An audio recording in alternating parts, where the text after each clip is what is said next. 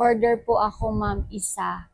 Sabi ni Norkisa, yan. Thank you sa pag-order.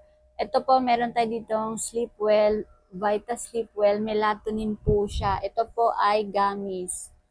Tapos, ito po ay 60 gummies na ang laman ng bottle. So, sa mga nagtatanong po kung paano po siya i-take, so 30 to 1 hour before bedtime. Tapos, ang pagkain nito, ako kasi dinadalawa ko, pero 1 to 2 gummies lang po ang pwede nating kainin, okay? So, hindi naman siya everyday ninyong kainin ha. Yung talagang hindi lang kayo, hirap lang kayong makatulog. Pangalawang battle ko na po ito. So, yung isa nung October, naubos ko lang nung March, and then nag-check out ako nito kasi nga ayaw kong maubusan ng melatonin na sleep well. Kasi di ba may time talaga na hirap tayong makatulog kasi kaka-gadget o kaya naman kakapanood ng Korean drama o kaya naman marami kang iniisip, di ba?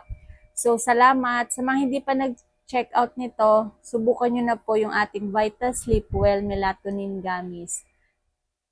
Thank you, Norkisa, sa pag-comment and sa pag